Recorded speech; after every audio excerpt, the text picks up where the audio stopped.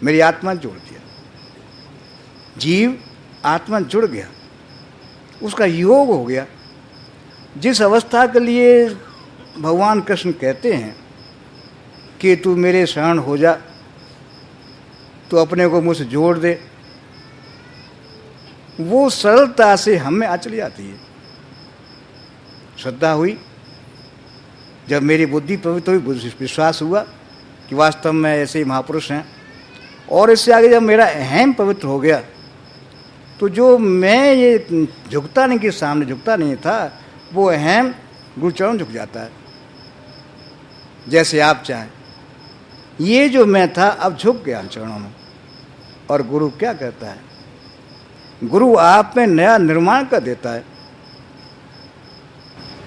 सब काट छांट कर आपको नया निर्माण कर देता है आप में। जैसे आप देखते हैं पत्थर पड़ा है कहीं, कारीगर तराशता है, छांटता है, और तराश तराश उस सुंदर मूर्ति को देता है। वो मूर्ति मंदिर में प्रतिष्ठित हो जाती है, भगवान बन जाती है, उसे हम भगवान कहते हैं। लेकिन पत्थर जानता है कि मैं तो वही पत्थर कहीं पड़ा था। ये तो कलाकार की बात है। परम पूज्य पंडित महाराज कहा करते थे, हम तो एक जैसे रास्ते में पड़ा पत्थर ही जैसे थे, लेकिन गुरु महाराज की एक निगाह पड़ गई, उठा लिया, तराश दिया। आज जो कुछ भी मैं हूँ वो मेरा अपना नहीं है, उन कलाकार के, उन गुरु महाराज दया है, उन्होंने मुझे निर्माण कर दिया। ऐसे ही गुरु आप में निर्माण करना चाहता है। करना क्या है? जहाँ परम पूज्य पंडित महाराज ने 7 सिद्धांत लिखे हैं, बस सुंदर लिखा उन्होंने कि आप इस मार्ग, क्योंकि इस मार्ग के अवरोधी बहुत से हैं। वो लिखते हैं कि आप इस मार्ग पर चलेंगे, लोग प्रतिष्ठा करेंगे। आप सत्संग में जाते हैं, बहुत अच्छा है, बहुत आपकी तारीफ करेंगे। आप इसमें ही रह गए, रास्ता छूट गया। रिद्धियाँ मिलेंगी, सिद्धियाँ मिलेंगी, बहुत से प्रलोभन देंगी, धन का, पद का, मर्यादा का, जाने कितना प्रलोभन देंगी आपको। वो कहते हैं यदि कहीं पर भी किसी प्रलोभन में आप पड़ गए तो आप वहीं के रह गए।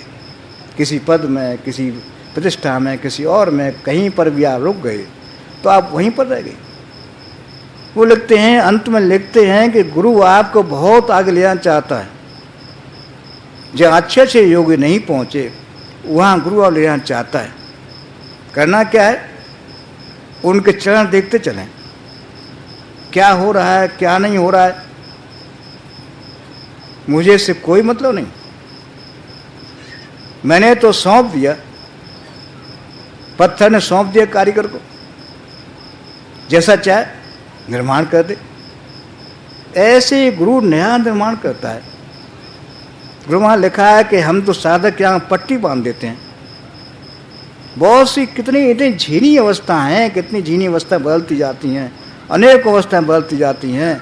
यदि कहीं पर भी हमें भान हो गया कि मैंने ये कोष पार कर लिया, मुझे ऐसी अवस्था प्राप्त हुई, तो हमें अहम पैदा हो जाता है, और ये अहम सबसे बड़ा बाधक हमारे रास्ते में बनता है।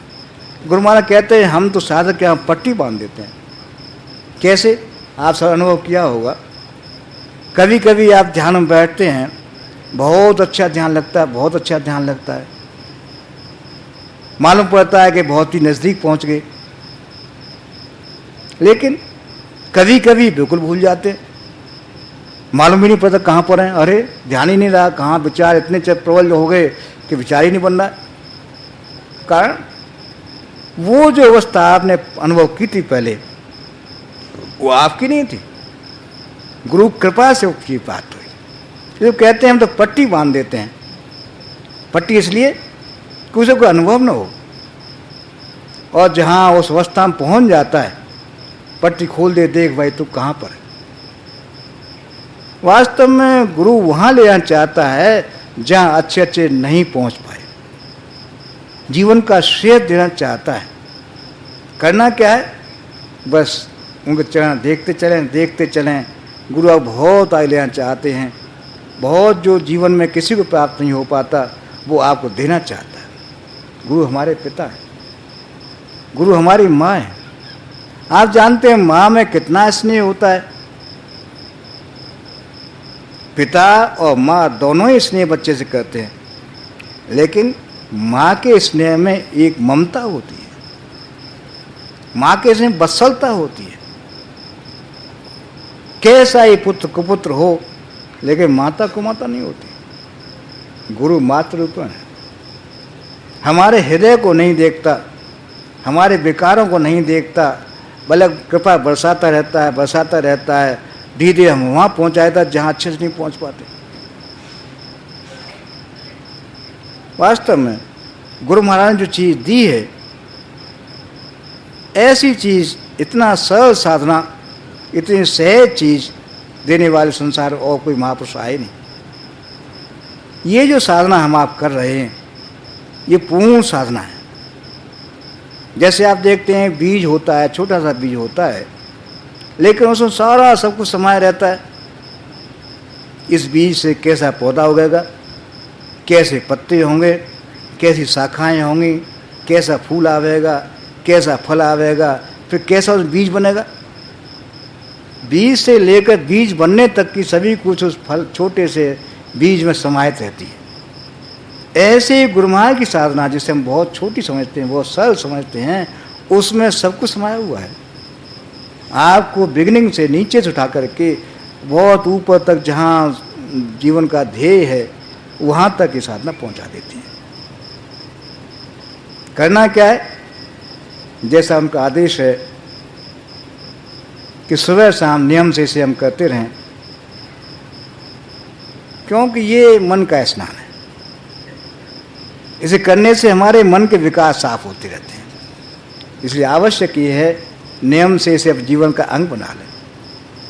सुबह शाम नियम से बैठते रहें, तो हम सहज में देखेंगे, अरे कहाँ से कहाँ आ गए, ये राग द्वेष घृणा मेरे हृदय में इतनी भरी हुई थी, कहाँ तुरोहित हो गई।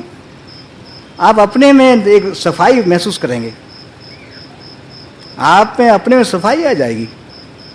यहाँ देखेंगे, अरे कल तो मेरे ऐसे विचार थे, ये मैं खाता पीता था, ऐसा करता था, लेकिन आज सब धुल गया, सब साफ हो गया। इतनी सरलता, सहजता से जीवन का सुख बढ़ जाता है, ऐसा हम कभी सोचा भी नहीं था। वास्तव में उसी साधना में हम आप बैठे हैं। उन्हें कहा था रोजाना सुबह शाम करते रहें। सप्ताह में एक दिन सामूहिक सत्संग, जहाँ 5 भाई मिलकर साधना करते हैं, वहाँ गुरु महाराज उपस्थिति होती है। इसलिए आवश्यक ही होता है, बहुत आवश्यक होता है कि हम साल में, हफ्ते में एक दिन अवश्य सामूहिक रूप बैठें, साप्ताहिक सत्संग में अवश्य बैठें। साथ साथ स्वाध्याय, एक छोटे स्टेप्स हैं जिन पर चलने से सरल और साधना सरल हो जाती है। रोजाना घर करते रहें, 6 दिन घर पर करें, एक दिन सामूहिक बैठ जाएं। साथ साथ आप कोई समय खाली रहता है, आप कोई काम नहीं है, उस समय गुरु का चिंतन कर लें, स्वाध्याय कर लें। गुरु महाराज का साहित्य बहुत सुंदर साहित्य। गुरु महाराज ने कृपा करके जो भी उन्हें अनुभव हुए साधना में, उनको छिपाया नहीं, बल्कि बड़े खुले तौर से, बड़े सरल भाषा में, ऐसी भाषा में जिसे हम आप आसान समझ लेते हैं, अपने सारे अनुभव ग्रंथों में उतार दिए। क्योंकि रास्ता सरल नहीं है, हर पग पर कठिनाई हैं, शंकाएं हैं। इस साहित्य का स्वाध्याय करने से हमारी शंका निर्मूल हो जाती हैं। प्रैक्टिकल और थ्योरी दोनों ही आवश्यक हैं। जब दोनों नहीं होती तब तक पूरी ज्ञान पूरा प्राप्त होता नहीं। गुरु महाराज दोनों चीज़ें दी, साधना भी दी, साहित्य भी दिया, जिसमें उनके अनुभव हैं। और संतों के साहित्य में, वैसे साहित्य में बड़ा अंतर होता है। संतों के एक ही शब्द में शक्ति भरी होती है। आप कोई भी ग्रंथ गुरु महाराज निकाल के देखें, जहाँ भी आपको कोई शंका है, उसी पेज को खोलने पर यह शंका समाधान हो जाएगी। घर की कोई समस्या है, निर्णय नहीं कर पा रहे, क्या करें, तो कोई भी गुरु महाराज ग्रंथ खोल लें, तो उसमें एक कोई पन्ना आप पढ़ के देखें, उसमें आपकी समस्या का समाधान होगा। क्योंकि संत संतों की भाषा में, संतों के शब्दों में एक शक्ति भरी होती है। वो शक्ति हमारे अंदर काम करती है।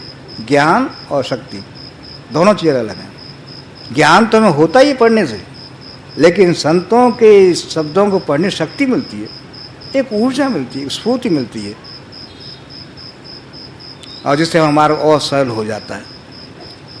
इसलिए गुरु महाराज ने साहित्य का निर्माण किया, जिससे हम चलें, साधना करें, साथ साथ साहित्य का स्वाध्याय करते चलें, साथ साथ अपना स्वाध्याय और करें। स्वाध्याय ग्रंथों का भी होता है, स्वाध्याय अपना भी होता है। अपने को देखो भाई, मैं इस मार्ग पर चल रहा हूँ तो मुझ में और साधारण व्यक्ति में क्या अंतर है? मेरे व्यवहार में साधारण व्यक्ति के व्यवहार में क्या अंतर है? क्या मैं भी वही कर रहा हूँ साधारण व्यक्ति कर रहा है? मेरे उसके व्यवहार में अंतर होना चाहिए, क्योंकि मैं संत की शरण में बैठा हूँ। मेरा व्यवहार अलग हो, एक अलग से मालूम पड़े हाँ किसी संत की कृपा पर है। आपको देख करके पहचानेंगे कि हाँ वास्तव में आप किस संत की शरण में जाते हैं। आपके व्यवहार से, आपकी बातचीत से आप में वो चीज़ आ जाएगी जो औरों से अलग होगी। इसे आप स्वाध्याय करें। और जैसा हम सभी जानते हैं, हमारे गुरु महाराज ये और प्रयास किया कि आपको उनकी याद बनी रहे। सुबह शाम तो आप करते ही हैं, उन्होंने इस याद के लिए एक और बड़ा सुंदर उपाय किया, एक मासिक पत्र का साधन, उसका प्रकाशन किया। उससे क्या होता है, जैसे आप घर पर हैं, किसी मित्र की किसी रिश्ते चिट्ठी आ जाती है तो हम उसकी याद ताज़ा हो जाती है। ऐसे ही साधन गुरु महाराज की पत्र का है, एक पत्री है। जैसे ही हमारे हाथ में आती है हमें सारी चीज़ें पुनः नई हो जाती है। आवश्यक है हम साधन ग्राहक बने। जितने भी भाई हैं, साधन ग्राहक बनना इसलिए आवश्यक है क्योंकि उससे आपकी रुचि उसमें बढ़ेगी। हर महीने आपको याद आती रहेगी। इसलिए आवश्यक ये है कि हम सुबह शाम साधना करें, हफ्ता में एक दिन सामूहिक बैठते रहें, साथ साथ जहाँ ऐसे आयोजन होते हैं उनमें जाते रहें। क्योंकि हमारे 3 स्वरूप हैं, एक व्यक्तिगत हूँ, एक मैं सामाजिक हूँ, एक सार्वभौमिक हूँ। साधना भी 3 तरह से है। जहाँ मैं घर पर करता हूँ वो मेरी निजी साधना है, व्यक्तिगत। साथ साथ सामूहिक, जहाँ मैं 5 भाइयों 10 भाइयों के साथ बैठ के करता हूँ, वो सामूहिक है, सामाजिक है, समाज फैल रहा। तीसरी सार्वभौमिक, जैसे आप यहाँ देख रहे हैं, ये गुरु महाराज का सार्वभौमिक स्वरूप है। वो कहते थे कि परम पूज्य परिवार कहा करते थे, ये भंडारे जो होते हैं गुरु महाराज का साक्षात स्वरूप है, विराट स्वरूप है। गुरु विराट स्वरूप में यहाँ आया है, व्यक्ति नहीं आया है, बल्कि यहाँ अनेकों रूपों में कोई गुरु महाराज अनेक रूप में यहाँ आए हैं। ये सार्वभौमिक स्वरूप गुरु महाराज का है।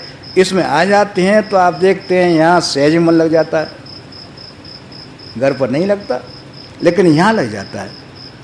इससे क्या होता है, जो हमारी बैटरी, जैसे बैटरी आप देखते हैं चार्ज करनी पड़ती है, ऐसे इन भंडारों में जाने से हमारी बैटरी चार्ज हो जाती है। साधना हमारी फिर रिन्यूअल हो जाता है, फिर हम चलने लगते हैं। इसलिए आवश्यक ये है घर पर करें, सप्ताह में सामूहिक करें, और जब समय मिल जाए कहीं पर ऐसे आसपास आयोजन होता है उसमें जाते रहें, तो आप देखें बड़ी सरलता से, सहजता से साधन चलती रहेगी और बिना किसी प्रयास के जीवन का श्रेयस प्राप्त कर जाएंगे। गुरु महाराज से प्रार्थना है हम पर आपका सब